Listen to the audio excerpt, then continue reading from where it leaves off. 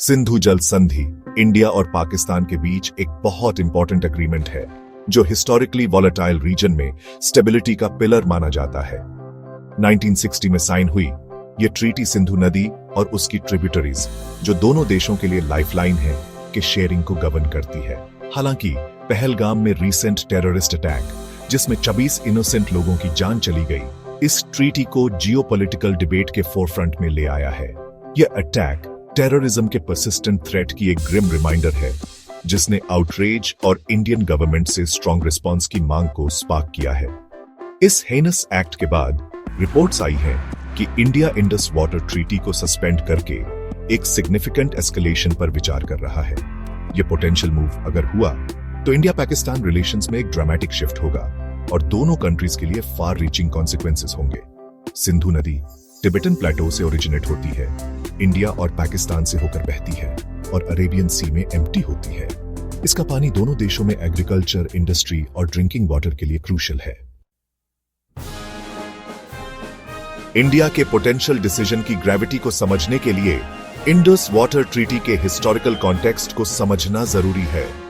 यह treaty world bank द्वारा brokered और प्राइम मिनिस्टर्स जवाहरलाल नेहरू और अयूब खान द्वारा साइन की गई थी, जिसका एम 1947 में ब्रिटिश इंडिया के पार्टीशन के बाद वाटर शेयरिंग पर टेंशंस को डिफ्यूज करना था।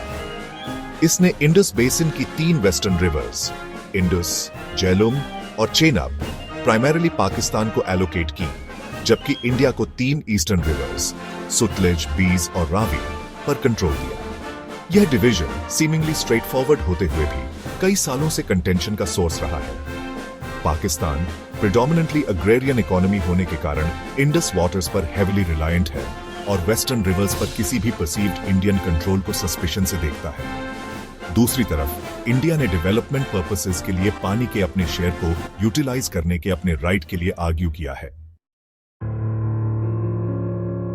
इंडस वाटर ट्रीटी को सस्पेंड करना अनडाउटेडली रीजन में शॉकवेव्स भेजेगा।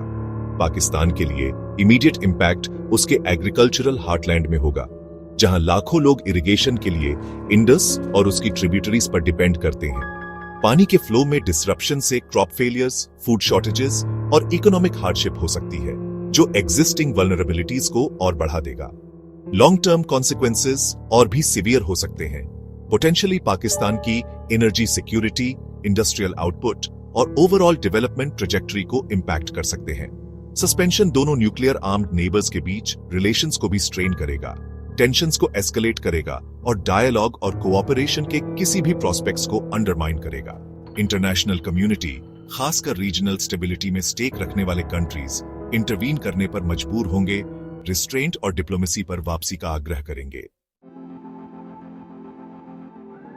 इंडस वाटर ट्रीटी को सस्पेंड करने का इंडिया का पोटेंशियल मूव एक कैलकुलेटेड रिस्क है, जिसके सिग्निफिकेंट जियोपॉलिटिकल इंप्लीकेशंस हैं। यह पाकिस्तानी सोइल से एमिनेटिंग क्रॉस बॉर्डर टेररिज्म और अनइक्विवोकल मैसेज भेजने के इंडिया के डिटर्मिनेशन के साथ उसकी ग्रोइंग फ्रस्ट्रेशन को रिफ्लेक्ट करता है। हालांकि ऐसे ड्रास्टिक स्टेप में ऑलरेडी वॉलेटाइल रीजन को फर्दर डिस्टेबलाइज करने का रिस्क है।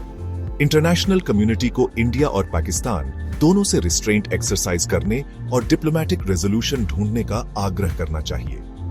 इंडस वाटर ट्रीटी अपनी फ्लॉज के बावजूद 6 डेकेड से ज्यादा समय से पीस के वाइटल इंस्ट्रूमेंट के रूप में सर्व कर रही है। इसका सस्पेंशन न सिर्फ लाखों लोगों की लाइवलीहुड्स को जेपरडाइज करेगा, बल्कि रीजन को ब्रिंक के और करीब पुश करेगा। आगे का रास्ता डायलॉग, कोऑपरेशन और पीस और स्टेबिलिटी के लिए शेयर्ड कमिटमेंट में है।